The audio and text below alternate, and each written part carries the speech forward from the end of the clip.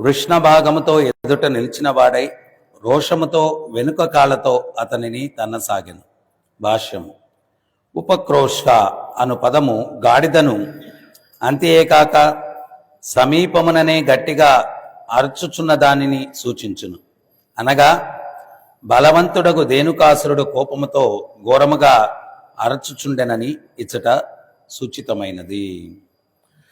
ఓం అజ్ఞానతిమిరం దస్య జ్ఞానాంజనశలాకయా చక్షురున్మిళితం యేన తస్మై శ్రీ గురవే నమః. నమావం విష్ణుపాదాయ కృష్ణప్రేష్టాయ భూతలే శ్రీమతే జయపతాక స్వామినితి నామినే. నమావం విష్ణుపాదాయ కృష్ణప్రేష్టాయ భూతలే శ్రీమతే భక్తివేదాంత స్వామినితి నామినే. నమస్తే సారస్వతి దేవం గౌరవాణి ప్రచారిణే నిర్విశేష శూన్యవాది పశ్చాత్యదేశతారిణే. జయ శ్రీ కృష్ణ చైతన్య ప్రభు నిత్యానంద శ్రీ అద్వైత గదాధర శివాసది గౌర భక్త బృంద. హరే కృష్ణ కృష్ణ కృష్ణ హరే హరే హరే రామ రామ రామ హరే హరే.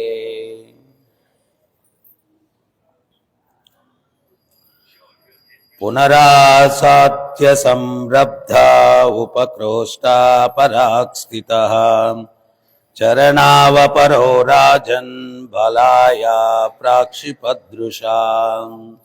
రాజా, కోపముతో ఆ గార్ధబాసురుడు తిరిగి బలరాముని వైపునకు వచ్చి వృష్ణభాగముతో ఎదుట నిలిచిన వాడై రోషముతో వెనుక కాళ్ళతో అతనిని తన్నసాగెను. దీనికి ముందు 3 శ్లోకాలు ఉన్నాయి. వాటి యొక్క అర్థం కూడా చదువుతాను. బలరాముడు తాళవనములో తొలుత ప్రవేశించి తన 2 బాహువులచే మత్తగా బలముతో బలవంతముగా చెట్లను ఊపి తాటి పండ్లను క్రింద పడవేయసాగెను. ఫలములు నేలరాలడి శబ్దమును వినినవాడై ధేనుకాసురుడు ధరణిని వృక్షములను కంపింపజేయుచు పరుగులతో వేగముగా అచ్చటకు వచ్చెను. బలవంతుడగు ఆ అసురుడు వేగమున బలదేవుని చెంతకు వచ్చి వెనుక గిట్టలతో అతనిని వక్షస్థలముపై తన్ని ఓండ్ర పెట్టుచు నలుదిక్కుల పరుగిడసాగెను.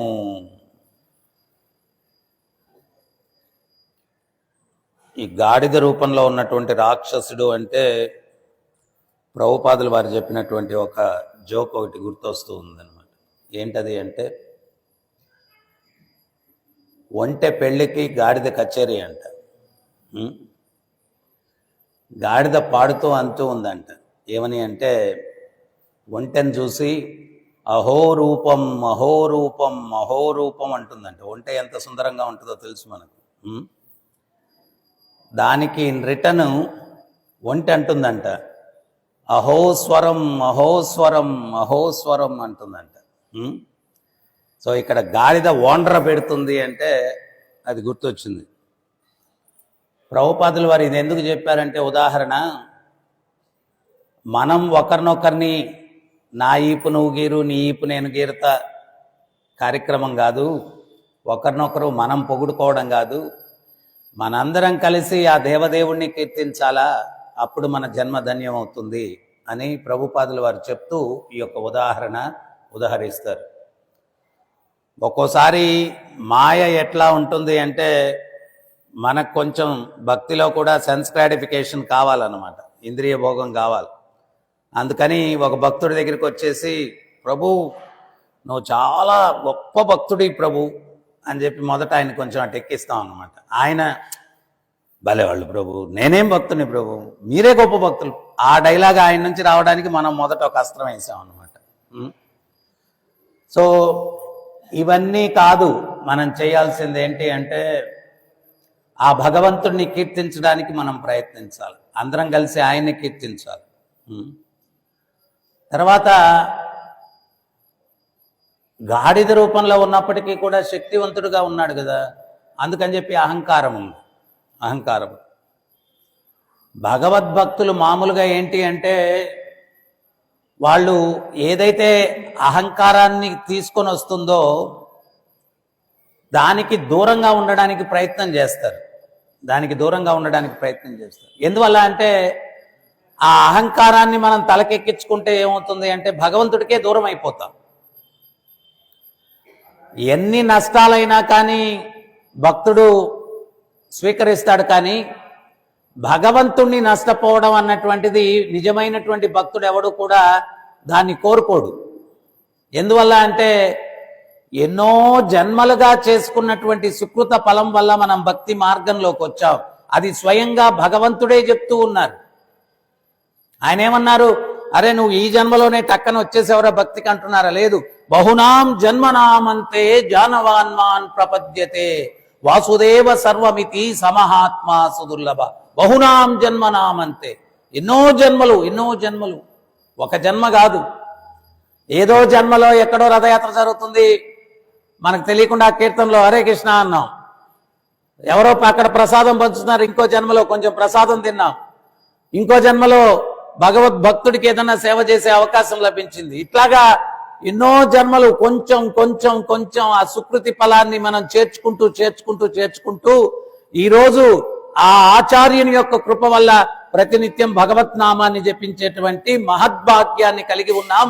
దీన్ని ఎట్టి పరిస్థితుల్లో కూడా నేను కోల్పోకూడదు అని చెప్పి నిజంగా భక్తి యొక్క విలువ తెలిసిన వ్యక్తి చాలా జాగ్రత్తగా ఉంటాడు. మాధవేంద్రపురి ఒకసారి గోపీనాథ్ మందిరానికి వెళ్ళాడు. వెళ్తే నైవేద్యం జరుగుతూ ఉంది.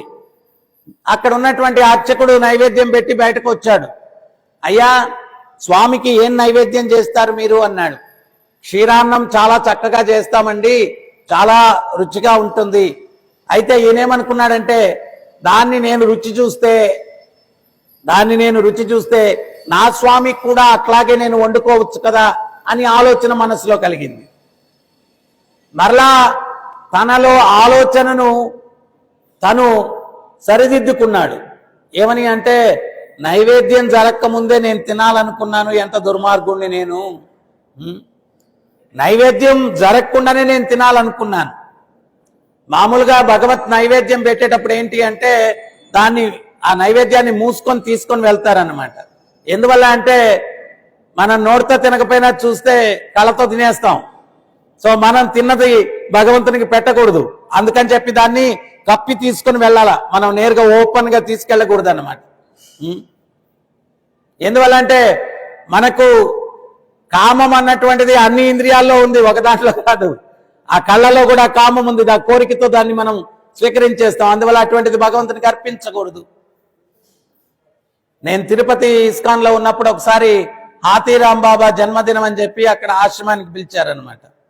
పిలిస్తే అక్కడ కార్యక్రమానికి నైవేద్యానికి ఇక్కడ వంటశాల నుంచి గారెలు, పులిహోర ఇవన్నీ కూడా తయారు చేసి ఒక వెహికల్లో నింపి తీసుకొని వెళ్తున్నారు. ఆ వెహికల్లోనే మమ్మల్ని కూడా తీసుకెళ్తున్నారన్నమాట. తీసుకెళ్తూ ఉంటే ఆ స్టాఫ్ ఆ దారిలో తినేస్తున్నారు, అది నైవేద్యానికి తీసుకెళ్తూ ఉంటే. నేను అన్నాను, ఇంకా భగవత్ నైవేద్యం జరగలేదు తినేస్తున్నారంటే, ఆయన ఏం తింటాడు స్వామి, అన్నీ మనకే కదా. ఆయన ఏం తింటాడు, మనకే కదా, ఏం పర్వాలేదు అంటే వాళ్ళకి తెలియదు, ఆ విధానం తెలియదు. అందుకనే ఏంటి అంటే ప్రభుత్వాలు ఏంటి అంటే ఈ ఆధ్యాత్మిక సంస్థల్లో పనిచేసే వాళ్ళకందరికీ కూడా ఏంటి అంటే ప్రభుపాదులు వారు ఏర్పాటు చేసినట్టుగా భాగవతం వినాల వాళ్ళు ప్రతిరోజు కూడా, భగవద్గీత చదవాలా. ఆ యొక్క అర్చన విధానం, నువ్వు అక్కడ పనిచేస్తున్నావు కాబట్టి ఏ భావనలో భగవంతునికి కైంకర్యం జరగాల అన్నటువంటి భావన నీలో తెలిసి ఉండాలన్నమాట. సో మాధవేంద్రపురి, అరే స్వామికి నైవేద్యం జరగకుండా నేను రుచి చూడాలని చెప్పి అనుకున్నాను, ఎంత పాపిని నేను, ఎంత పాపాత్ముడిని నేను అని చెప్పి నాలో ఆ వికార భావన కలిగింది కాబట్టి నేను అసలు ఇక్కడ ఉండకూడదని చెప్పి ఆయన వెళ్ళిపోయాడు. దర్శనం కూడా చేయలేదు. ఆయన శిక్షించుకున్నాడు. అందుకనే పరీక్షిత్ ఒకటి అడుగుతాడనమాట. ఆయన ఏమంటాడంటే, ఏదన్నా తప్పిదం చేస్తే మొట్టమొదట ఎవరైనా కానీ వ్యక్తి పాశ్చాత్తాపం, అరే నేను తప్పు చేశాను. కానీ తప్పు చేసినా కూడా నేను చేయలేదు అని అనుకుంటే అది ఇంకా వాడిని కాపాడేవాడు ఎవడు ఉండడు. అందుకనే ప్రభుపాదులు వారు చెప్తారు, నిద్రించేవాడిని లేపచ్చు కానీ నటించేవాడిని లేపలేము నిద్రిస్తున్నట్టుగా. ఇప్పుడు నిజంగా నిద్రిస్తున్నాడు అనుకోండి, అనగానే ఏం పక్కన లేసేస్తాడు. అదే నటిస్తున్నవాడు అనుకోండి అంటుంటాడు, అంటే వాడు నటిస్తున్నాడు నిద్రపోయినట్టు. సో నిజంగా నిద్రించేవాడిని లేపేయచ్చు. సో అందుకని మనం నటించకూడదు భక్తిలో అన్నమాట, భక్తిలో జీవించాలా. సో మొట్టమొదటిది ఏంటి అంటే పాశ్చాత్తాపం కలగాల మనం ఏదన్నా తప్పు చేస్తే. తర్వాత అదేంటి అంటే ప్రాయశ్చిత్తం. ఈయన మాధవేంద్రపురి ఏం చేశాడు, ఆయన ప్రాయశ్చిత్తం పాశ్చాత్తాపడ్డాడు. మొదట భగవంతునికి నైవేద్యం జరగకుండానే నేను స్వీకరించాలని చెప్పి అనుకున్నానే అని. తర్వాత ప్రాయశ్చిత్తం ఏంటి అంటే తను శిక్షించుకున్నాడు. ఎంత దూరం నుంచో దర్శనం చేయడానికి వచ్చాడు, కానీ తను చేసినటువంటి తప్పిదానికి దర్శనాన్ని కూడా నేను కోల్పోవాలి, ఇది శిక్ష నాకు అని చెప్పి వెళ్ళిపోయాడు. కానీ ఆ రోజు రాత్రి స్వప్నంలో ఏం జరిగింది అంటే ఆ పూజారికి భగవంతుడు వచ్చి నిద్ర లేపాడు. అర్చక లే అన్నాడు. లేచాడు. లేస్తే స్వామి ఎదురుగా ఉన్నాడు. గిల్లుకున్నాడు తను. అరే ఏంటిది కళ, ఏంటి నిజమా, ఏంటి స్వామి అన్నాడు. నా భక్తుడు మాధవేంద్రపురి క్షీరాన్నం నువ్వు బాగుంది అంటే దాన్ని రుచి చేయాలనుకున్నాడు. తన స్వార్థంతో ఏం కాదు, ఆయన దగ్గర నేనుంటే నన్ను ఆ రకంగా వండి నాకు నైవేద్యం పెట్టాలన్న భావనతో కోరుకున్నాడు. అందుకని ఆయన కోరిక తీర్చడానికి నువ్వు నైవేద్యం పెట్టినప్పుడు ఒక 2 కుండలు నా దోతి వెనకాల దాచిపెట్టాను. నువ్వు వెళ్ళి తీసుకెళ్ళి మాధవేంద్రపురికి అది తినిపించు అన్నాడు. ఈయన ఆశ్చర్యపోయాడు. ఆ రోజు నుంచి భగవంతుడి పేరే మారిపోయింది. ఆయనకేం పేరు వచ్చింది అంటే క్షీరచోర గోపీనాథ్. తన భక్తుడి కోసం క్షీరాన్ని అపహరించాడు కాబట్టి క్షీరచోర గోపీనాథ్. క్షీరాన్ని దొంగతనం చేసినటువంటి గోపీనాథ్. సో ఈయన పరుగున వెళ్ళి స్నానం చేసేసి గర్భగృహంలోకి వెళ్ళి దౌతి భగవంతుడి దగ్గర చూశాడు. వెనకాల 2 కుండలు ఉన్నాయి. అవి తీసుకొని ఆ వీధుల్లో, అయ్యా ఎవరు మాధవేంద్రపురి, ఎవరు మాధవేంద్రపురి, ఎవరు మాధవేంద్రపురి. ఈయన లేచాడు, నిద్ర లేచాడు. నేనేనయ్యా మాధవేంద్రపురి, ఏంటి అన్నాడు. ఆయన సాష్టాంగ నమస్కారం చేశాడు పూజారి. మహానుభావ నువ్వెంత గొప్పవాడివయ్యా, నీవేదో తినాలని మనసులో అనుకున్నావంట, ఆ స్వామి నీ వల్ల దొంగైపోయాడు, నీ కోసం క్షీరాన్ని దొంగతనం చేసి దాచిపెట్టాడు ఆ స్వామి. ఆయన నీకిమ్మని చెప్పి నాకు స్వప్నంలో వచ్చి చెప్పాడు, తీసుకుని వచ్చాను అని చెప్పాడు. తీసుకొని వచ్చాను అని చెప్తే ఈయన ఆతృతగా ప్రసాదాన్ని స్వీకరించాడు. ఆ కుండలు పగలగొట్టి జ్ఞాపికగా నేను ఉంచుకుంటానని మూట కట్టుకున్నాడు తన యొక్క కండువాలో. మూట కట్టుకున్న తర్వాత ఆ అర్చకుడు అంటూ ఉన్నాడు, ఏమని అంటున్నాడంటే, అయ్యా స్వామి, భగవంతుడు నీ కోసం ఇంత చేశాడంటే నువ్వు సామాన్యమైన వ్యక్తివి కాదు. నా గృహానికి వచ్చి 1 నెల రోజులు నా ఇంట్లో ఉండవయ్యా, నిన్ను సేవించుకుంటాను నేను. పరమశివుడు పార్వతీదేవికి చెప్తూ ఉన్నాడు, ఆరాధనాం సర్వేషాం విష్ణు ఆరాధన పరం. ఆరాధనలన్నిటిలోకి కూడా ఉత్తమమైంది విష్ణు ఆరాధన. దానికైనా ఉత్తమమైంది ఏంటి అంటే తదియారాధన, ఆ భక్తులను సేవించుకోవడం దానికన్నా ఉత్తమం దేవి అంటున్నాడు. ఆ భక్తులను సేవించుకోవడం దానికన్నా ఉత్తమం. అయ్యా మహానుభావ, నా ఇంటికి రా, 1 నెల రోజులు సేవించుకుంటాను. కుదరదు, నేను రాలేను. 15 రోజులన్నా ఉండు స్వామి. కుదరదయ్యా. 1 వారమన్నా ఉండు స్వామి. లేదు, కుదరదు అన్న. ఈయన ఎందుకు కుదరదు అంటున్నాడో ఆయనకు అర్థం కాలేదు. ఈయన ఏమన్నా బిజీ షెడ్యూల్ వల్ల కుదరదు అంటున్నాడేమో అని చెప్పి 3 రోజులన్నా ఉండవయ్యా అన్నాడు. లేదు కుదరదు అన్నాడు. 1 రోజన్నా ఉండు స్వామి, నేను తక్షణమే ఈ ప్రదేశం వదిలిపెట్టి వెళ్ళిపోతాను. ఎందుకయ్యా స్వామి అన్నాడు. చూడు, ఈ వార్త భగవంతుడు నా కోసం క్షీరాన్ని అపహరించాడన్న విషయం నలుగురికి తెలుస్తుంది. వాళ్ళందరూ మీరొచ్చి నన్ను పొగుడుతున్నారు కదా, అదే రకంగా నన్ను పొగడ్డం మొదలు పెడతారు. ఆ పొగడ్తలు నేను తలకెక్కించుకుంటే నా భక్తి నాశనం అయిపోతుంది. అందుకోసం ఆ పొగడ్తలు నాకొద్దు. అందుకని తక్షణమే ఈ ప్రదేశాన్ని నేను వదిలిపెట్టి వెళ్ళిపోతాను అని చెప్పి పరిగెట్టుకుంటూ వెళ్ళిపోయాడు మాధవేంద్ర. అదే మన జీవితంలో జరిగితే ఇమ్మీడియట్గా నెక్స్ట్ ఏంటి అంటే ప్రెస్ మీట్. ప్రెస్ అందరినీ పిలిచేసి వీడియో తీసుకోండి, దౌతి వెనకాల 2 కుండలు నా కోసం, నా కోసం. కానీ భక్తుడేంటి అంటే, దీనివల్ల నేను భగవంతుణ్ణి కోల్పోతాను, దీనివల్ల నేను భగవంతుణ్ణి కోల్పోతాను. ఐశ్వర్యమైన, పదవైనా కానీ, అందమైనా కానీ, ఇవన్నీ కూడా ఆ భక్తునికి, మనం అది వరం అనుకుంటాం, కానీ భక్తుడు అనుకుంటాడు అది శాపం, నాకు అది శాపం, దానివల్ల నేను భగవంతుడికి దూరం అవుతాను. ఇక్కడ వీడు యొక్క గార్ధప రూపంలో ఉన్నటువంటి రాక్షసుడు, వాడికి ఉన్నటువంటి శక్తి, ఆ శక్తికి అహంకారం వచ్చి ఆ దేవదేవుడు బలరాముడు ఆయన ముందు వెళ్ళి తన యొక్క వెనక భాగాన్ని చూపిస్తూ కాళ్ళతోటి ఆయనను తంతూ ఉన్నాడు. అంటే ఇది అహంకారం. కారణం ఏంటి? తన బలం చాలా శక్తి అనుకున్నాడు. ప్రభుపాదుల వారి అహంకారానికి ఇంకొక ఉదాహరణ ఇస్తారు. ఒక కప్ప ఒకటి రాజవీధుల్లో పోతూ ఉందంట. పోతూ ఉంటే దానికి ఒక రూపాయి బిళ్ళ కనిపించిందంట. అది వెళ్ళి ఆ రూపాయి బిళ్ళ మీద కూర్చునింది. కూర్చొని బెక బెక అని అరుస్తుందంట. ఆ బెక బెకకి అర్థం ఏంటి అంటే, నేనేమన్నా సామాన్యమైన కప్ప అనుకున్నారా? రూపాయి బిళ్ళ ఉంది, నేను సామాన్యమైన కప్ప కాదు, బెక బెక అంటుందంట. రాజ మదపుటేనుగా వీధిలో వస్తూ ఉందంట. వస్తూ ఉంటే దాన్ని చూసి కప్ప అంటుందంట, ఏనుగా, ప్రతిరోజు నా కొలను నరుకు వచ్చి నా తోటి కప్పలను నానా హింసలు పెట్టావు, ఈ రోజు నీ అంతు తేలుస్తాను. ఏమనుకున్నావు? నేను సామాన్యమైన కప్ప అనుకున్నావా? రూపాయి బిళ్ళుంది. ఈ కప్ప బెక్క బెక్క ఏనుగు లెక్క చేస్తా చెప్పండి?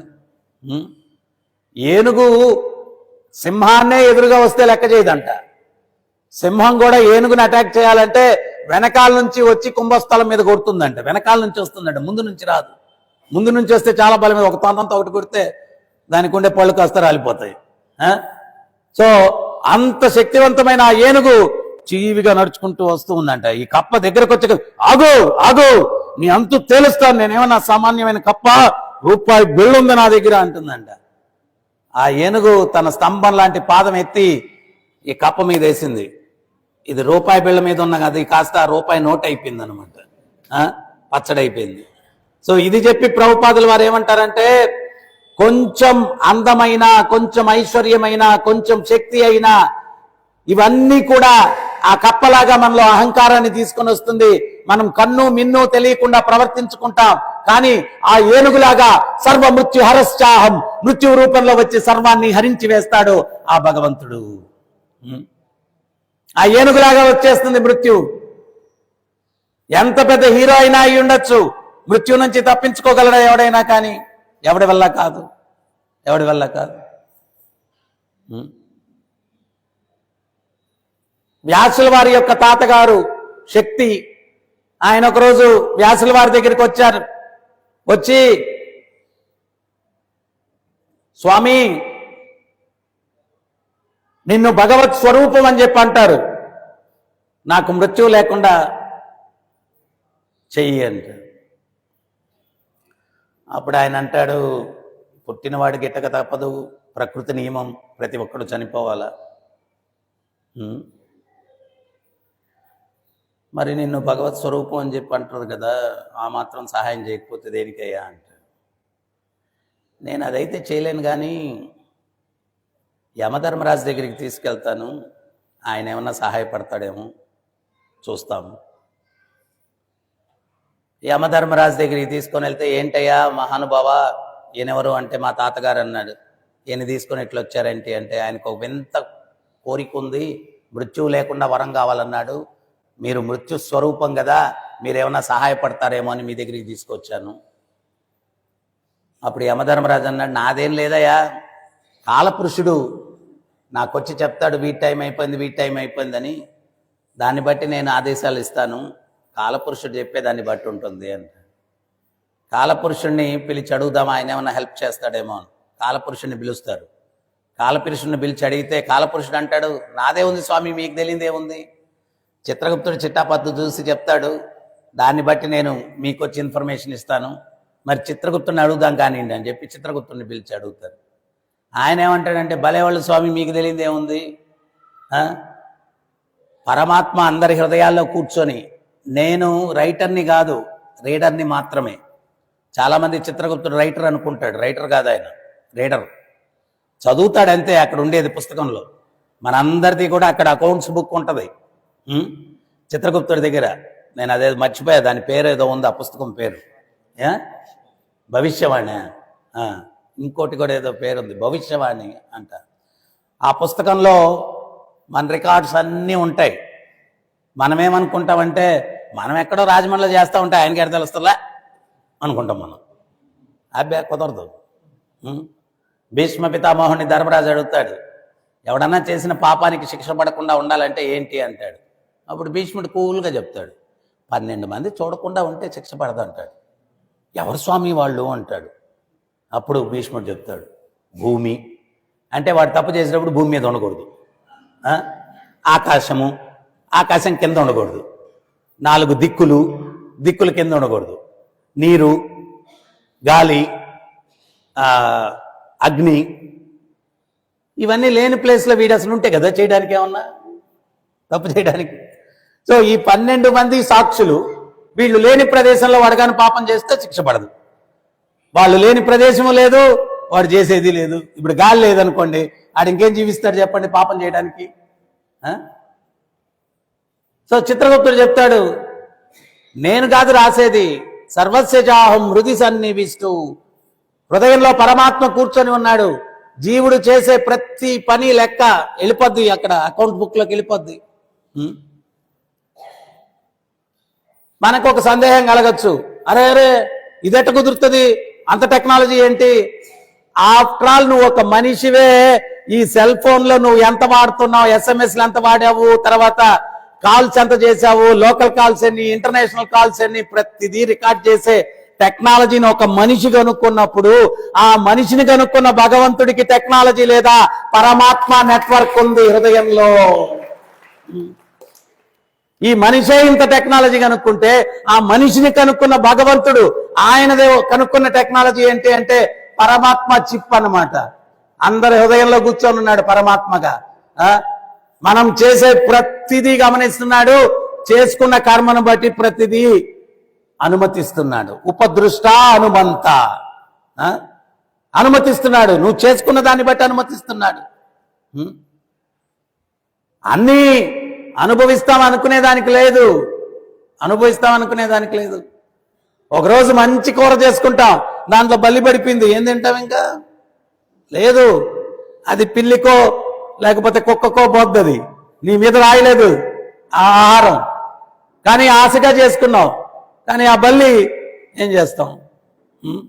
సో ఈ రకంగా ఆయన అనుమతించాలా దేనికైనా. కానీ చిత్రగుప్తుడు చెప్తాడు, స్వామి నేను కాదు, ఆయన రాస్తాడు పరమాత్మ, నేను చదివి చెప్తానంతే.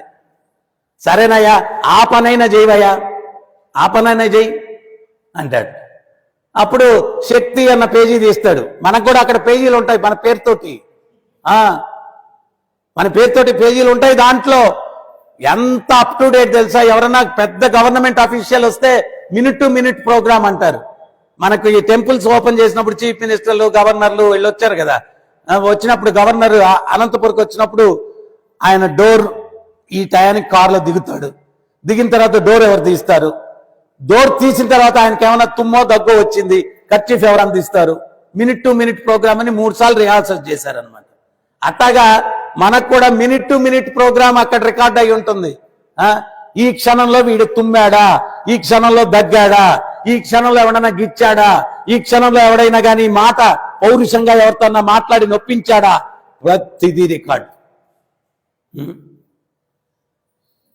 ఈ శక్తి అనే ఆయన గురించి ఏం రాస్తుందో చదవయ్యా అన్నాడు.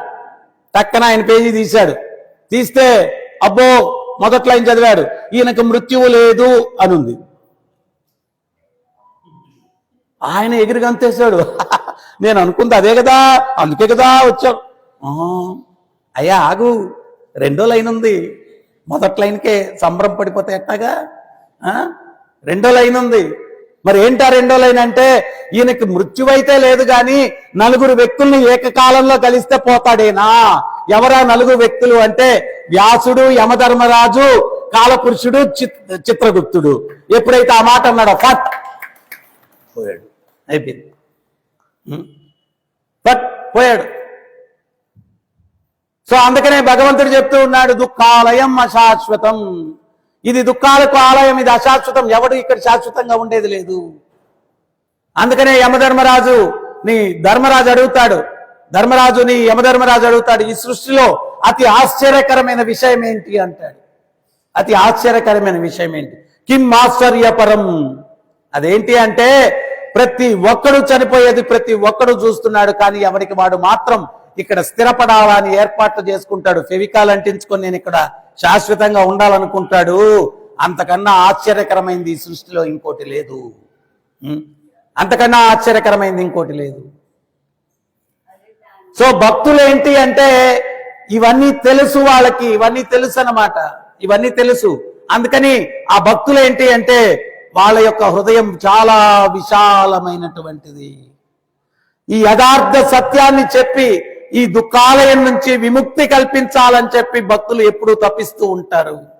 మహానుభావుడు స్వామి ప్రభుపాదుల వారు ఆయన రాత్రి పగలు శ్రమించారు. దేనికోసం అంటే ఈ జీవకోటికి ఈ యొక్క భగవత్ తత్వాన్ని ఇవ్వాలా అని చెప్పి. ఆయనకేమైనా ఆశ ఉండిందా? ఏం లేదు. ఈ తత్వాన్ని ఇవ్వాలా, అంత తపన మించి ఇంకోటి లేదన్నమాట. అందుకని భక్తుడికి ఏంటి అంటే ఇవన్నీ తెలుసు. జీవుడు ఇక్కడ బంధింపబడ్డాడు, వాళ్ళు పడేటువంటి దుఃఖాన్ని తట్టుకోలేడు. వాసుదేవదత్త ఏమన్నాడు? మనం ఎన్నోసార్లు విన్నాం. ఇవన్నీ వినడం కాదు, మనలో చలనం కలగాల.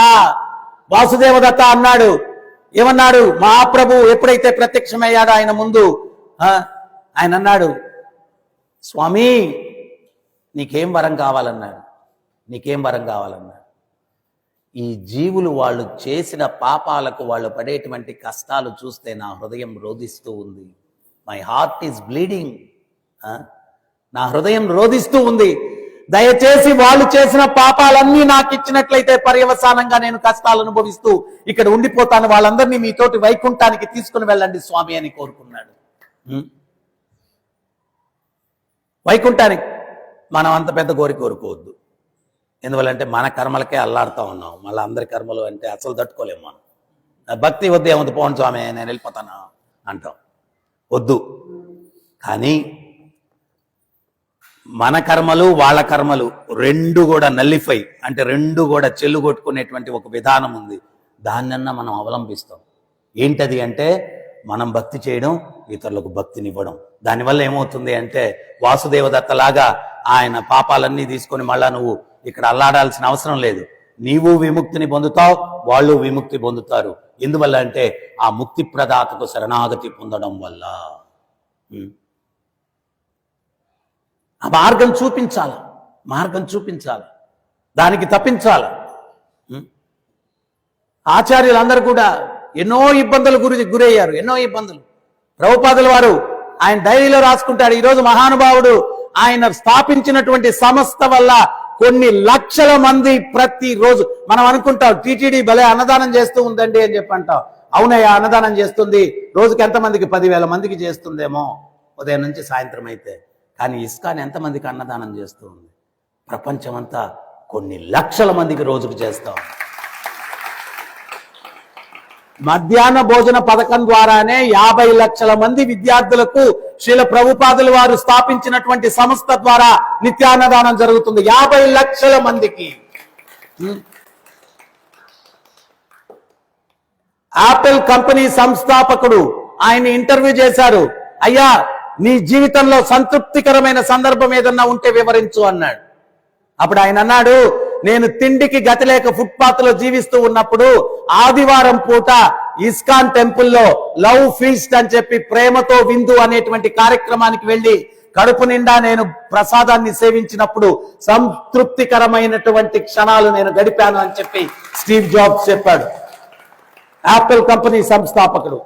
అటువంటి ఈ సంస్థను స్థాపించినటువంటి శ్రీల ప్రభుపాదుల వారు ఆయన డైరీలో రాసుకున్నారు. ఏమని అంటే, మొదట సంవత్సరం ఒక్క పూట నాకు భోజనం దొరికేది కష్టంగా ఉంది, కానీ నేను మాత్రం నా గురువు యొక్క ఆశయాన్ని సాధించడం కోసం నేను నిలబడే ఉంటాను అని చెప్పి ప్రభుపాదుల వారు చెప్పారు.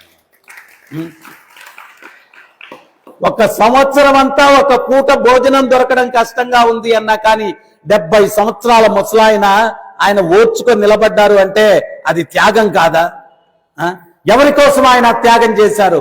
మన కోసం చేశారు. ఆ రోజు ఆయన ఆ యొక్క ఆకలిని కూడా చంపుకొని ఆ రోజు ఆయన నిలబడ్డం వల్ల ఈ రోజు మనం ఇక్కడ కూర్చొని భాగవతాన్ని చర్చించుకుంటూ ఉన్నాం. ఆ రోజు ఆయన వెనక్కి తిరిగిపోయి ఉంటే ఈ రోజు మనకు అవకాశం ఉండేది కాదు. మనం ఎవరు ఇక్కడ ఉండే వాళ్ళం కాదు. సంస్థ అప్పుడే చనిపోయి ఉండేది. కానీ మనందరినీ జీవింపజేయడం కోసం ఆయన మరణించాడు. ఆయన నొప్పిని తీసుకున్నాడు శీల ప్రభుపాదుల వారు. ఇది ఆచార్యుడు అంటే. ఇది ఆచార్యుడు అంటే. మరి ఆ ఆచార్యుని యొక్క రుణం ఎట్లా తీర్చుకోవాలా? రుణం ఎట్లా తీర్చుకోవాలంటే మహాప్రభు చెప్పారు, యారేదేకే తారేకే హే కృష్ణ ఉపదేశ్. ఎవరితో మాట్లాడినా ఎవరిని కలిసినా ఏం చేయాలా? కృష్ణుని యొక్క ఉపదేశాన్ని చేయాలి. మనం కృష్ణుని యొక్క ఉపదేశాన్ని చేయాలి. ఎందువల్ల అంటే మన యొక్క కష్టాలను ఎవరు కూడా తీసుకోలేడు. మన కష్టాలను ఎవరు తీసుకోలేరు. ప్రభుపాదులు వారు చెప్పారు ముకుందమాల స్తోత్రంలో, ఏ కృష్ణ కరుణా సింధో దీనబంధో జగత్పతే గోపేశ గోపికా కాంత రాధా కాంత నమోస్తుతే. మనందరం దీనులమే. నేను ఎన్నో సందర్భాల్లో చెప్పాను, ఎవడన్నా వాడి కష్టాలు వాడి ఫ్రెండ్కి చెప్తాడు, అరే నాకు చాలా కష్టాలు ఉన్నాయిరా, ఇదిరా నా కష్టం, అదిరా నా కష్టం అని. వాడు అని చెప్పి లాస్ట్లో, ఓ సింతేనా నా కష్టాలు విన్నావంటే అంటే వాడు మొదలు పెడతాడు. వీడికి 500 కేజీలు ఉంటే 1000 కేజీలు ఎత్తుని పెట్టేస్తాడు. అందరూ దీనులే, అందరూ కష్టాలు పడేవాళ్ళే ఈ భౌతిక జగత్తులో. ఎందుకంటే కర్మలు చేశాం. కానీ ఈ దీనులందరికీ బంధువు ఎవరు? ప్రభుపాదుల వారు చూపించినటువంటి ఆ దేవదేవుడు ముకుందుడు. ముకుందుడు ప్రభుపాదుల వారి దగ్గరికి చాలా మంది వచ్చి అడిగారు అన్నమాట, ఏమయ్యా international society for Krishna conscious అనే బదులు international society for God conscious అని పెట్టచ్చు కదా పేరు అన్నాడు. ఇంకా ఎక్కువ మంది ఫాలోవర్స్ వస్తారు. నేను ప్రభుపాదుల వారు చెప్పారు, గాడ్ అనేటువంటి ముసుగులో కన్ఫ్యూజన్ ఇంకా సృష్టించడం నాకు ఇష్టం లేదు. గాడ్ అంటే ఎవరో తెలియనోళ్ళు గాడ్ కాన్షియస్ అనుకోవచ్చేమో. ఆ గాడ్ ఎవరో నాకు బాగా తెలుసు. ఆయన ఎవరంటే కృష్ణుడు. కృష్ణుడు. ఏం రసం లేదు కృష్ణుడి దగ్గర. నీకు హాస్యం కావాలా? ఉంది. మాధుర్య రసం కావాలా? ఉంది. రౌద్ర రసం కావాలా? ఉంది. జీవుడికి కావాల్సినటువంటి నవరసాలు, అన్ని రసాలు కూడా సంతృప్తిగా పూర్ణంగా ఇవ్వగలిగినటువంటి వాడు. చాలా మందికి తెలియదు భీష్మ పితామహుడు అంత జ్ఞాని, ఎందుకయ్యా కౌరవ పక్షాన ఉన్నాడు అని. కానీ ఆయన రసం వేరే. ఆయన ఒక క్షత్రియుడు, ఒక వీరుడు. ఆయనకు ఉన్నటువంటి కోరిక ఏంటి అంటే భగవంతునితో యుద్ధం చేయాలన్నటువంటి కోరిక ఉండింది ఆయన. భగవంతునితో. మరి ఆయన కోరిక తీర్చాడు.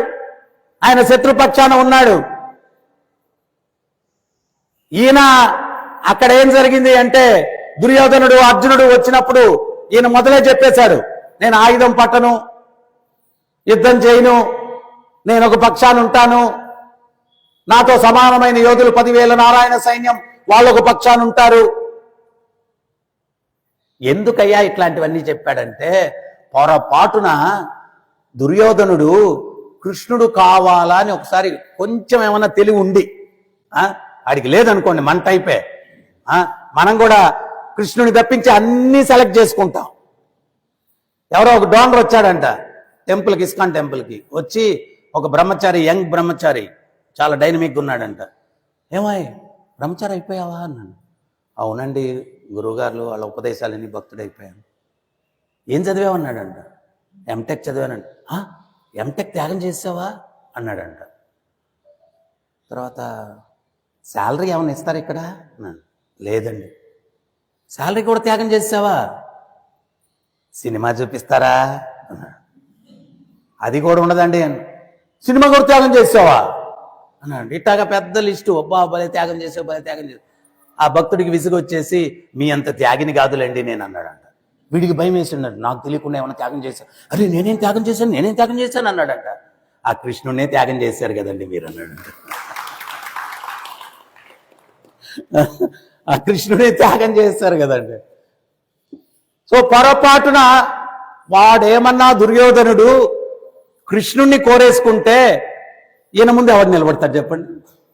అందుకని ముందే వాడు పొరపాటున ఒకళ్ళు కోరుకున్నా కానీ వాడికి అవకాశం ఇవ్వకుండా ఉండాలా అని చెప్పి అంటే భక్తుల కోసం ఎంత ఆలోచిస్తాడు నా స్వామి. చాలా గ్రేట్ కదా. ఎంత అంటే 4 రెట్లు ముందు ఆలోచించి ముందు చూపుతోటి శత్రువుకి అవకాశం కూడా ఇవ్వకూడదు. అందుకనే పురంధరదాస్ చెప్తాడు, భగవంతుడికి భక్తుడికి ఎప్పుడు పోటీ అంట, ఒకరినొకరు సేవించుకునేదానికి. ఆయన భక్తుడు హనుమంతుడు చూడండి, లంకలోకి కాలు పెట్టేటప్పుడు మొదట కుడికాలు పెట్టబోయాడంట. కుడికాలు పెడితే శత్రువుకి విజయం వస్తుందని చెప్పి కాలు వెనక్కి తీసుకొని మళ్ళీ ఎడంకాలు పెట్టాడంట. అంటే అడుగు తీసి అడుగు పెట్టే దాంట్లో కూడా స్వామి గురించి ఆలోచిస్తున్నాడు ఆయన. మరి ఈయనేమో పొరపాటు నేను యుద్ధం చేస్తానని చెప్పంటే వాడు నన్ను కానీ కోరేసుకుంటే తెలివిగా అరే ఇంకా ఎవరు నిలబడతారు ఈయన ముందు, అందుకని చెప్పి నేను యుద్ధం చేయను, ఆయుధం పట్టును. భీష్ముడికి మొదటి రోజు నుంచి చాలా డిస్టర్బ్ అయిపోయినాడు అంటే ఎవరికి తెలియదు. దేనికయ్యా అంటే నేను ఇన్ని అపవాదులు నెత్తినేసుకొని ఆయనతో యుద్ధం చేయాలన్న కోరికతో నేను శత్రుపక్షంలో ఉంటే ఈయనేమో ఆయుధం పట్టను, నేను యుద్ధం చేయను అని చెప్పి ఆఖరికి చూడలేని స్థితిలో కూర్చొని ఉన్నాడు. ఏంటయ్యా చూడలేని స్థితిలో అంటే ఆ రథసారథిగా కూర్చొని కోలు ఒకటి పట్టుకొని చల్ చల్ చల్ చల్. ఈయన కోరిక తీరట్లేదు. అంటే మనం అందరం ఏమనుకుంటామంటే అసలు టెంపుల్ ఎందుకు అనేది ఉంది అంటే, ఒకసారి గుంటూరులో ఉపన్యాసం తర్వాత ఒక ఇంజనీరింగ్ స్టూడెంట్ అడిగాడు అనమాట, గుడి ఎందుకు స్వామి, భక్తి ఎక్కడైనా చేసుకోవచ్చు కదా అన్నాడు. నేను అన్నాను మీ క్లాసులు ఎక్కడ జరుగుతాయి అన్నాను. కాలేజ్లో అన్నాడు. ఎందుకు, రైల్వే స్టేషన్ ప్లాట్ఫామ్లో పెట్టుకోవచ్చు కదా అన్నాను. భలేవాళ్ళు అక్కడ బస్ స్టాండ్లో ఇంకా బాగుంటుంది అన్నాను. అదే అక్కడ కుదరదు అన్నాడు. ఎందుకు కుదరదు, అక్కడ కూడా ప్లాట్ఫామ్లో అంత రష్ ఏమి ఉండదు, కూర్చోవచ్చు, మీరు క్లాస్ చెప్పుకోవచ్చు అన్నాడు.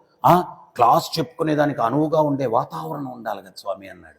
అదే భగవంతుని కూడా సేవించుకునేదానికి అనువైన వాతావరణం ఉండాలి, అందుకే గుడి ఉండాలి.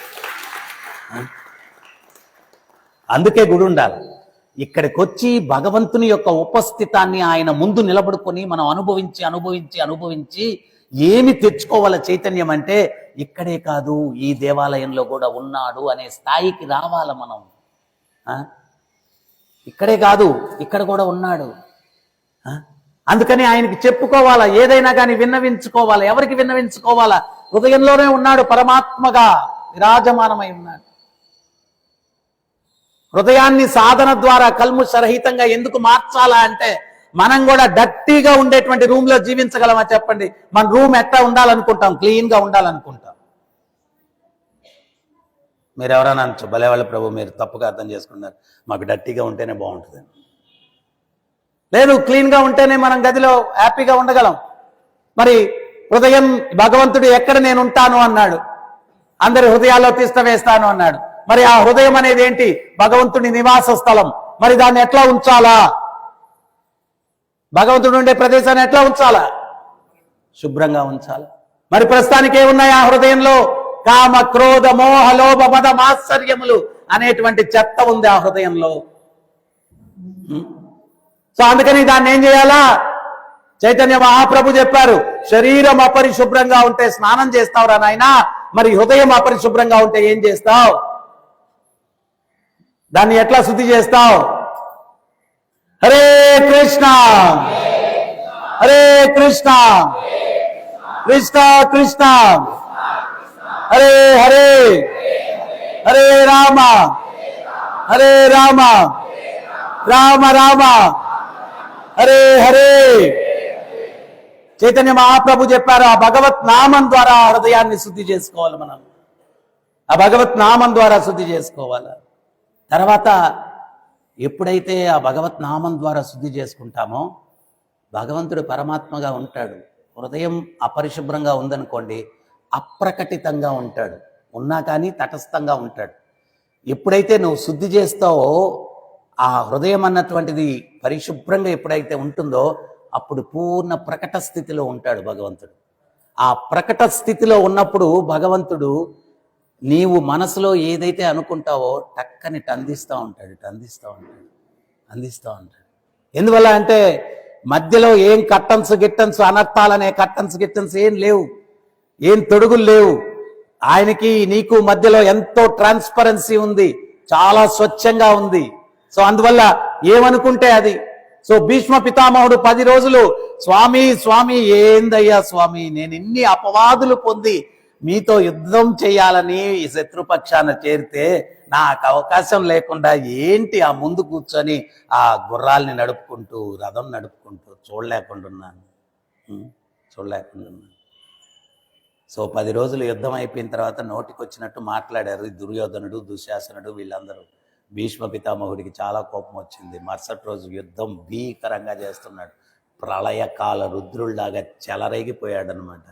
ఎట్లా అంటే ఆయన రథం వస్తూ ఉంటే శవాలు కుప్పలు కుప్పలుగా ఎగిరిపోతా ఉన్నాయంట. ఎవడు పిచ్చి పిచ్చిగా చనిపోతున్నారు అందరు కూడా.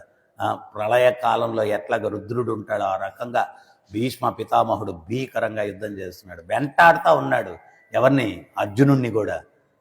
ఎట్లా ఒకట కాపాడుకుందాం తన శిష్యుడిని అని చెప్పి ఒక్కొక్కసారి భగవంతుడు కొన్ని బాణాల నుంచి తప్పించుకోలేనటువంటి పరిస్థితుల్లో ఉంటే ఆయన అడ్డం నిలబడుతున్నాడు. వచ్చి తగులుతున్నాయి, స్వామికి తగులుతూ ఉన్నాయి. ఆ భీష్మ పితామహుడు వదిలేటువంటి బాణాలు తగులుతూ ఉంటే ఆయనకి మెసేజ్ అంట, SMS లాగా. ఏమని అంటే, కొంచెం రౌద్రం తెచ్చుకో స్వామి, కొంచెం తెచ్చుకో, నిన్ను చూడాలని ఉంది, కోరికగా ఉంది. భీష్ముడి కోరిక.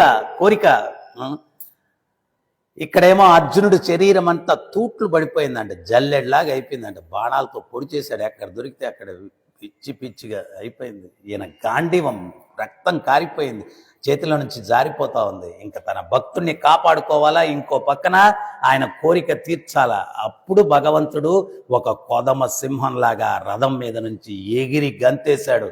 ఎట్లా అంటే ఒక మదపు టేనుగు ఏ రకంగా సింహం తన కుంభస్థలం మీదకి లంకిస్తుందో ఆ రకంగా భీష్మ అంట. ఆయన యొక్క కిరీటం పక్కన పడిపోయింది. ఆయన యొక్క కురులన్నీ కూడా రింగు రింగుల జుట్టులు అనమాట. నల్లని కేశాలు ఆ ధూళితోటి కప్పబడి ఆ సింహం యొక్క కేశముల్లాగా తయారయ్యాయి అనమాట. ఉద్వేగంతో ఊగిపోతూ అక్కడ ఉన్నటువంటి రథచక్రాన్ని తీసుకున్నాడు. భీష్మ అంట మీద. భీష్ముడు ప్రసన్నమైపోయాడు. రథం నుంచి కిందకి దిక్కి మోకాళ్ళ మీద నిలబడి 2 చేతులతో స్వాగతం పలుకుతున్నాడు. ఇది నాకు కావాల్సింది, ఇది నాకు కావాల్సింది. రా చంపు, రా స్వామి చంపు, ఇది నాకు కావాలి. మీ చేతిలో మృత్యు. ఆయన ఎవరు చంపలేరు, ఇచ్చా మృత్యు. ఆయన ఎవరు చంపలేరు. గంగాదేవి ఆశీర్వచనం చేసింది, ఎవరు చంపలేరు. 2 చేతులు చాచి రమ్మన్నాడు. చూస్తున్నాడు స్వామి. స్వామి కొదమ సింహంలాగా వస్తాను. ఇది నేను చూడాలనుకున్నాను. ఎవరి కోరిక తీర్చడు చెప్పండి? ఆ స్వామి ఏదైనా కానీ సంపూర్ణంగా జీవుడికి ఇవ్వగలిగిన వారు ఎవరన్నా ఉన్నారు అంటే అది ఆ దేవదేవుడు కృష్ణుడు మాత్రమే. ఆయన నిజమైనటువంటి దుఃఖాలకు కారణం ఏంటి అంటే డబ్బు లేనితనం కాదు, పదవి లేనితనం కాదు, అందం లేనితనం కాదు, ఇవేవీ కారణాలు కాదు. ఆ ఆనంద సాగరుడు భగవంతుడు లేడు జీవుడితోటి, అందుకని ఈ దుఃఖాలు. అది తెలుసుకున్నటువంటి ఆచార్యులు వాళ్ళ సర్వస్వాన్ని త్యాగం చేసి ఈ యొక్క సందేశాన్ని ప్రపంచానికి ఇవ్వడానికి రాత్రి పగలు కృషి చేశారు. వాళ్ళలో ప్రముఖులు ఎవరు అంటే స్వామి ప్రభుపాదులు.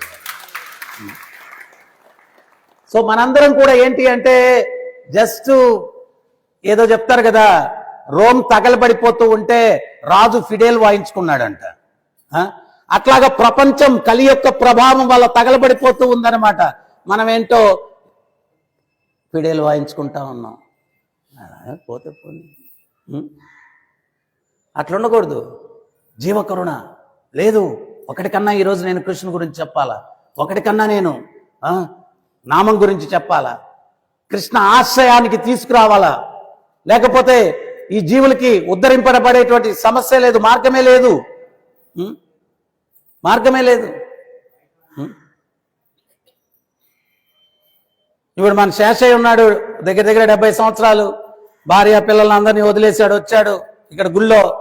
ఆయన ఏమన్నా ప్రైమ్ మినిస్టరా, లేకపోతే చీఫ్ మినిస్టరా, లేకపోతే 100 కోట్లు ఉన్నాయా? ఏం శేషయ్య గారు హ్యాపీగా లేరు మీరు? చెప్పండి.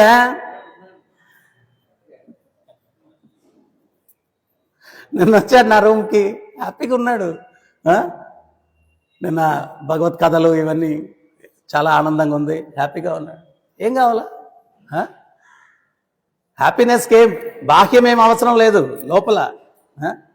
అది ప్రభుపాదుల వారు ఇచ్చారు. మనం ఏం చేయాలా? రుణం తీర్చుకోవాలా. స్వామి ఈరోజు నేను ఆనందంగా ఉన్నానంటే మీ కృప, మీ కృప. మరి ఆయన ఎవరన్నా సహాయం చేస్తే ఎక్స్పెక్ట్ చేస్తారు ఏదో ఒకటి చేయండి నాకని. ఆయనకేమన్నా కోరుకున్నాడా? లేదు. ఆయన ఏం చెప్పారంటే నువ్వు కృష్ణుడి సేవలో ఆనందంగా ఉంటూ ఆ ఆనందాన్ని ఇతరులకు పంచు అన్నాడు. అంతకు మించి ఏం కోరుకోలేదు ప్రభుపాదులు. అంతకు మించి ఏం కోరుకోలేదు. సో అందుకని మనం ఏంటి అంటే ఒక ప్రోగ్రాం స్టార్ట్ చేద్దాం. అదేంటి అంటే జీవకరుణ ప్రోగ్రాం. ఆ జీవకరుణ ప్రోగ్రాం గమ్యం ఏంటి అంటే అట్లీస్ట్ సండే భాగవతం ప్రవచనానికి ఒక ఫ్రెండ్నో ఒక బంధువునో ఎవరో ఒకరిని తీసుకురావాలి మనం. సో దానికి ఒక ఫామ్ శ్రీహరి గారు ఒక ఫామ్ ఒకటి వాళ్ళు తీసుకొని వచ్చి, అంటే మనం వీళ్ళతోటి కొంచెం తెలివి ఎక్కువ, చాలా జాగ్రత్తగా ఉండాలి మనం. ఏమా జీవకరుణ ప్రోగ్రాంకి ఎవరన్నా తెచ్చావా అంటే వచ్చిన వాళ్ళందరూ నేను తెచ్చిన వాళ్ళే ప్రభు అంటారు. అందుకని చెప్పి ఆ ఫామ్ వాళ్ళకి ఇచ్చి వాళ్ళు ఎవరైనా తీసుకొని వస్తే ఆ ఫామ్ ఫిలప్ చేయాలా, తర్వాత టెంపుల్ గ్రూప్లో వాళ్ళని యాడ్ చేయాలా, ఏ కార్యక్రమం జరిగినా కానీ వాళ్ళకి ఒక చిన్న మెసేజ్ పెడతారు కదా ఇన్ఫర్మేషను, దానికి వెళ్ళాలా. సో వచ్చే నెక్స్ట్ సండే వచ్చేసరికి ఈ జీవకరుణ ప్రోగ్రాం ఫార్మాట్ రెడీగా ఉండాలా.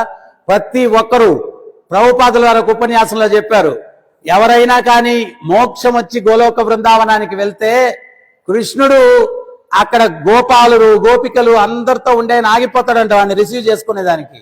అయితే రిసీవ్ చేసుకునేదానికి ముందుకు అడుగు వెళ్ళేటప్పుడు వాడిని చూడ్డంట, వాడి వెనకాల చూస్తాడంట కృష్ణుడు, వీడు ఎంతమందిని తీసుకొచ్చాడు అని. వీడు చేతులు విచ్చుకుంటా ఒక్కడే వెళ్ళిపోయాడు అనుకో, అప్పుడు కృష్ణుడు అనుకుంటాడంట ఏం పిసినారోడ్రా వీడు ఒక్కడే వచ్చేసాడు అనుకుంటాడంట. సో అట్లా మనం ఉండకూడదు, వెనకాల కొంతమంది తీసుకెళ్ళాలా అంటే ప్రతి ఒక్కరు కూడా కృష్ణుని పరిచయం చేయాలి ఇంకొకరికి. తద్వారా okay, very good application. So అందువల్ల మీరందరూ కూడా మనం నిజంగా ప్రభుపాదుల వారి యొక్క రుణాన్ని తీర్చుకోవాలంటే ఈ యొక్క ప్రోగ్రాంలో ఎవ్రీ సండే ఖచ్చితంగా ఇంకొక వ్యక్తిని తీసుకురావాలా, పరిచయం చేయాలా. అంటే ఒకసారి గురు మహారాజ్ని ఒక ఆయన అన్నారనమాట, ఆయన దీక్షలు ఎంతమందికి ఇవ్వచ్చు అని చెప్పి అడుగుతారు గుడికి వచ్చి. దాన్ని అర్థం చేసుకోలేదు కొంతమంది జనాలు, శిష్యుల్ని పొందాలని చెప్పి దీక్షలు ఎంతమందికి ఇవ్వాలని అడుగుతున్నారేమో అన్నట్టుగా నిందించేటట్టు మాట్లాడితే గురు మహారాజ్ చెప్పారనమాట, ఎవరన్నా వ్యాపారస్తుడు తన కింద పనిచేసే వాళ్ళ దగ్గరికి వ్యాపారం ఎంతైంది అంటాడు అంటే కానీ వాడు చేయడు. మన వ్యాపారం ఏంటి అంటే కృష్ణతత్వాన్ని ప్రచారం చేయడం, నామహట్ట అంటే నామాన్ని వితరణ చేసేటువంటి మార్కెట్ అని చెప్పారు. నేను వాళ్ళని ఎంతమంది దీక్ష తీసుకునేదానికి సిద్ధంగా ఉన్నారు అని అడగకపోతే వీళ్ళు ఏం చేస్తారు, బాలభోగ నుంచి రాజభోగ శయనభోగ వరకు తినేసి హ్యాపీగా కూర్చుంటారు, ప్రచారం చేయరు. మరి ప్రచారం చేయకపోతే ఎట్లా జీవోద్ధరణ జరుగుతుంది? నేను అట్లా శిష్యులు ఎంతమంది ఉన్నారు దీక్ష తీసుకునేదానికి అడిగినా అప్పుడన్నా వీళ్ళు తయారు చేస్తారు, కొంతమందిని భక్తిలోకి రండి అని ప్రచారం చేస్తారు. ఆ ప్రచార స్ఫూర్తిని కలిగించడం కోసం నేను అడుగుతున్నాను, అంతేగాని శిష్యుల్ని చేసుకునేదానికి కాదు అన్నారు. శిష్యుల్ని చేసుకునేదాన్ని. సో అందుకని ఖచ్చితంగా మనం ఏంటి అంటే దీంట్లో స్వార్థమేం లేదు. ఎందువల్లంటే జీవకరుణ, ఆ భగవంతుడు అనేటువంటిది లేకపోతే ఎవడు కూడా హ్యాపీగా ఉండలేడు అనమాట. సో అందుకని మీరందరూ కూడా జస్ట్ మనం వస్తున్నాము వెళ్తున్నాము అనేటువంటిది కాకుండా, తర్వాత ప్రభుపాదుల వారు ఏంటి అంటే ఇంకోటి కూడా మీరు చెప్తున్నాను, మేము మొదట్లో ఇస్కాన్లో జాయిన్ అయినప్పుడు ప్రసాదం అనేటువంటిది ఏంటి అంటే చాలా రిచ్గా ఉండేటువంటిది.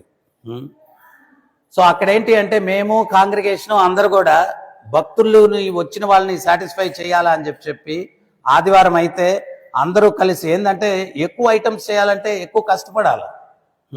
సో కాంగ్రిగేషన్ అందరం కలిసి అప్పుడు చెప్తే ఇప్పుడు మళ్ళీ నోళ్ళు ఊరిపోతాయేమో, మళ్ళా సండే ఫీస్ట్ అంటే 2 పూరీలు ఒక సబ్జీ, 2 సబ్జీలు, ఒక స్వీటు, ఒక హాటు, రైసు, దాలు, పెరుగు, ఇన్ని కలిపితే సండే ఫీస్ట్ అనమాట.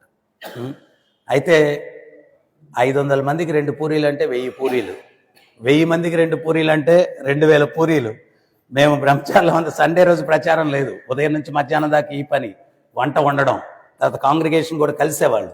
అట్లాగే ఇంకోటి ఏంటి అంటే, మనము ఈ రుచిని అనుభవించేటువంటి వారు కొత్త వాళ్ళని మనం అట్రాక్ట్ చేయాలంటే ఏమేమి ప్రణాళికలతో వెళ్ళాలా, ఎట్లెట్లా కలిసి ఈ ఉద్యమాన్ని బలవంతంగా తీసుకొని వెళ్ళాలా, బలవంతంగా కాదు బలంగా తీసుకొని వెళ్ళాలా అనేటువంటి ఆలోచనలతోటి మనం కూర్చొని ప్లాన్స్ చేసి ముందుకెళ్ళి ఈ యొక్క వాసుదేవ కుటుంబాన్ని పెంచడానికి మనం కృషి చేయాలన్నమాట.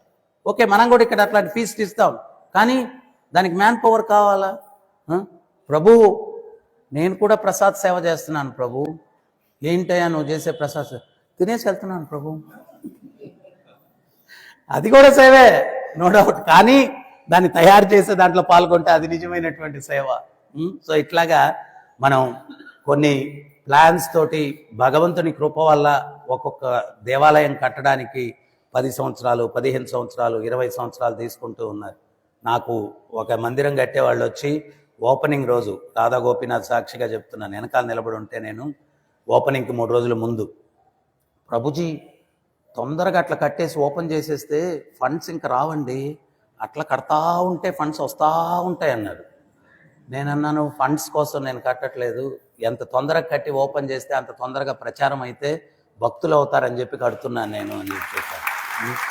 సో అట్లాగా ఏదో భగవంతుని యొక్క కృప ఉండబట్టి మనం 1 year 6 months టైంలో ఇంత పెద్ద మందిరం ఇక్కడ నిర్మించాము. ఎంతో దాని వెనకాల ఎంత శ్రమ ఉంది అది భగవంతుడికే తెలుసు. ఇంత ఆకర్షణీయంగా మందిరం ఉంది, కానీ మనందరం కూడా ఏంటి అంటే ఆ ప్రభుపాదుల వారి యొక్క కోరిక ఏంటి, ఆయన ఆశయాలు ఏంటి, దాని ఆలోచనలో మనం ముందుకెళ్ళాలన్నమాట. సో అందుకని ప్రతి ఒక్కరూ కూడా మనం ఒక జీవికి హెల్ప్ చేయాలి, ప్రభుపాదుల వారు చాలా సంతృప్తి చెందుతారు. ఆయన ఒక విషయం చెప్పారు, you give Krishna you get Krishna అన్నారు. కృష్ణుడిని నువ్వు ఇతరులకు ఇస్తే నువ్వు కృష్ణుడిని పొందుతావు అన్నారు. సో ఎట్లా ఇవ్వాలా అంటే ఆ తత్వాన్ని ఇవ్వడం వల్ల. తర్వాత ఇంకోటి కూడా ప్రభుపాదుల వారు చెప్పారు, చావు లేనటువంటి గొప్ప దానం ఏంటి అని చెప్పి ఒక శిష్యుడు వచ్చి అడుగుతాడు అనమాట.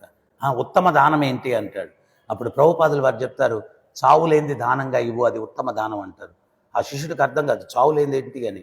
ఏంటి చావు లేనిది అని అడుగుతారు ప్రభుపాదుల వారిని. నువ్వు భోజనం పెట్టి అరిగిపోతుంది, డబ్బు ఇవ్వు ఖర్చు అయిపోతుంది, బట్ట ఇవ్వు చిరిగిపోతుంది, కానీ జ్ఞానం ఇవ్వు జీవితం అంతా ఉంటుంది. ఆ జ్ఞానం ఇవ్వడానికి ప్రయత్నించండి. సో హైయెస్ట్ వెల్ఫేర్ యాక్టివిటీ ఏంటి అంటే సొసైటీకి ఈ తప్పిపోయినటువంటి జీవుల్ని ఆ నిజమైన తండ్రి భగవంతుడి దగ్గరికి తీసుకెళ్లి చేర్చడమే హైయెస్ట్ వెల్ఫేర్ యాక్టివిటీ అన్నమాట. సో అందువల్ల మీరు ప్రతి ఒక్కరూ కూడా మనం ఏదో ఒక రకంగా భగవంతుడిని దగ్గరికి జీవుల్ని తీసుకురావాలా. అందువల్ల మన ప్రోగ్రామ్ ఏంటి, నెక్స్ట్ సండే నుంచి జీవకరుణ ప్రోగ్రామ్. సో దాంట్లో ఒక్కొక్కరిని తీసుకురావాలి. ఓకే, హరే కృష్ణ. ఎవరికైనా ఏమైనా డౌట్స్ ఉన్నాయా, సందేహాలు ఉన్నాయా? Any doubts?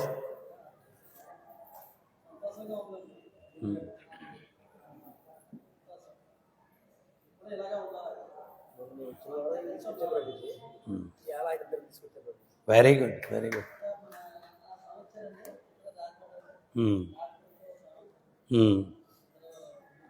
అంటే చూడండి, ఈ ప్రోగ్రాం నేను ఒక వారం ముందు 10 రోజుల ముందు మనసులో అనుకున్నాను, ఆల్రెడీ స్టార్ట్ అయిపోయింది. మీరు ఇద్దరిని తీసుకొచ్చారు, వెరీ గుడ్. అది కాదండి, ఇప్పుడు మనం ఏంటి అంటే మన ధర్మం నష్టపోతుంది, మన ధర్మం విలువ తెలియట్లేదు అని అనుకుంటున్నాం. ఊరికే అనుకోని ఉపయోగం ఏముంది? మనం వాళ్ళని తీసుకురావాలి కదా, తత్వం చెప్పాలి కదా. నేను ఎన్నోసార్లు చెప్పాను, ఈ మధురపూడి విమానాశ్రయం దగ్గర ఒక విలేజ్లో అక్కడ ప్రోగ్రాం పెడితే ఒకరోజు నేను వెళ్ళి ఉపన్యాసం ఇచ్చి 108 సార్లు హరే కృష్ణ మంత్రం అందరి చేత చేపిస్తే ఆయన ఎవరు, ఆయన డివోటీ పేరు ఆదినారాయణ గారు, ఒక 5-6 మందిని తీసుకొచ్చాడు నా దగ్గర. వీళ్ళు మతం మారిపోయారు, కానీ ఈరోజు మీరు జపం చేపిస్తే చేశారు అన్నాడు. నేను వాళ్ళని అడిగాను, మీరు మతం మారారు కదా, మరి జపం ఎట్ట చేశారు 108 సార్లు అంటే వాళ్ళు ఒకటే చెప్పారు, మీరు చెప్పినట్టుగా విడమరిచి 1.5 గంట సేపు ఎవరన్నా మాకు ముందు చెప్పుంటే మేము అసలు ఎందుకు మారుతాం స్వామి అన్నారు. ఎందుకు మారుతాం స్వామి అన్నారు. మనం ఏంటి అంటే అక్కడది అయిపోతుంది, ఇక్కడది అయిపోతుంది, మన చర్యలు ఏంటి? వేరేవి ఆలోచించొద్దు. ఒక యుద్ధ ప్రాతిపదిక మీద. ఎందువల్లంటే సంక్షోభంలో ఉంది మానవాళి. ఆ మానవాళి సంక్షోభం నుంచి విముక్తి కలిగించాలంటే వేరే మార్గం ఏం లేదు. ప్రభుపాదులు వారు చెప్పారు, నువ్వు ఎవడన్నా కత్తి తీసుకుంటే కత్తి తీసుకొని యుద్ధానికి వెళ్తే వాడు 2 కత్తులు తీస్తాడు. అది కాదు, స్వార్డ్ ఆఫ్ నాలెడ్జ్, జ్ఞానమన్న ఖడ్గంతో వెళ్ళు, అజ్ఞానాన్ని తొలగించు, వాడిని భగవంతుడి దగ్గరికి తీసుకురా. ఇదే పెద్ద సేవా కార్యక్రమం సమాజానికి అని చెప్పారు ప్రభుపాదులు వారు. ఇంకేమైనా సందేహాలు ఉన్నాయి? ఎవరికైనా డౌట్స్?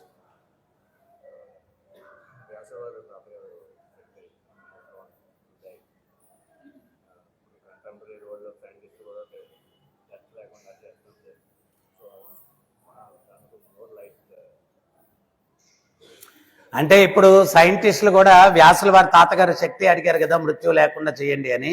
ఇప్పుడు సైంటిస్టులు కూడా ట్రై చేస్తా ఉన్నారు. కొంతమంది ఎంతో మందిని రిచెస్ట్ పీపుల్ని వాళ్ళ బాడీలు పెట్టున్నారంట అమెరికాలో, ఎక్కడో ఏదో ప్లేస్లో. అంటే వాళ్ళకి ప్రాణం పోయడం కానీ కనుక్కుంటే వాళ్ళని ప్రాణం పోసి మళ్ళీ వాళ్ళకి లేపేస్తే వాళ్ళు లేచి ఎంజాయ్ చేసేస్తారంట. ఇంకోటి ఏంటి అంటే మనవాళ్ళు ఎన్నన్నా ప్లాన్ చేయొచ్చు. భగవంతుడు ఏంటి అంటే మోసగాళ్ళకు మోసగాడు అనమాట. వీళ్ళ ప్లాన్లు ఏం వర్కౌట్ కావు. సో ఇంత టెక్నాలజీ పెరిగింది. అంత టెక్నాలజీ కూడా ఏంటి అంటే భగవంతుడి నుంచి కాపీనే. ఆయన సృష్టిని కాపీ కొట్టడం తప్పిస్తే ఇంకేం లేదనమాట.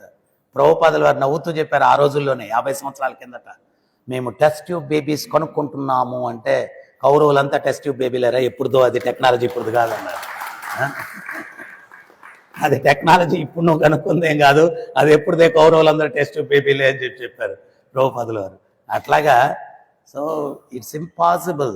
ఈ సైంటిస్టులు ఈరోజు ఇంకొకటి ఏంటి అంటే మన ప్రపంచానికి తెలిసినటువంటి సైంటిస్టులు ఒకరిద్దరు, ఎక్కువ శాతం సైంటిస్టులు ప్రపంచంలో భగవంతుణ్ణి అంగీకరించిన వాళ్ళే ఎక్కువ శాతం. వాళ్ళు సైన్స్లో అడ్వాన్స్ అయ్యే కొంది భగవంతుని యొక్క పర్యవేక్షణ ఎట్లా ఉంది, భగవంతుని ఇన్ఫ్లుయెన్స్ ఎట్లా నడిపిస్తుంది అని వాళ్ళకి అర్థమవుతుంది అనమాట. సో అందుకని వాళ్ళు ఏం చేయలేరు. అందుకనే నేను అప్పుడప్పుడు చెప్తుంటాను కదా, ఎవడో ఒకడు హేతువాద సభలు దివ్యంగా కండక్ట్ చేశాడంట. మరుసటి రోజు పడిదోముకుంటుంటే పక్కింటోడు అడిగాడంట, ఏమంటే మీ హేతువాద సభలు ఎట్లా జరిగాయి అన్నాడంట. వాడు స్పాంటేనియస్గా దేవుడి దేవాలు బాగానే జరిగాయండి అన్నాడంట. అంగీకరించాలి సత్యం. ఆయన జీవం ఆయనే, సర్వజీవులకు జీవం ఆయనే. ప్రభుపాదులు వారు చెప్తారు, ఆ జీవుని హృదయంలో పరమాత్మగా కూర్చొని ఉన్నారు స్వామి. ఆయన కూర్చొని ఉన్నారు కాబట్టి మనలో చైతన్యం ఉంది. ఆయన జస్ట్ నడుచుకొని బయటికి వెళ్ళిపోతే డెడ్ అయిపోయింది, చైతన్యం లేదు. సో అందువల్ల వీళ్ళ ప్రయత్నాలు నథింగ్, ఏం జరగదు. సైంటిస్టులు నిజమైన సైంటిస్ట్ ఎవరు అంటే ప్రభుపాదులు వారు చెప్తారు, కృష్ణుడే దేవదేవుడు, ఆయన నన్ను నిజమైన తండ్రి అని తెలుసుకున్నవాడే నిజమైన సైంటిస్ట్ అన్నమాట.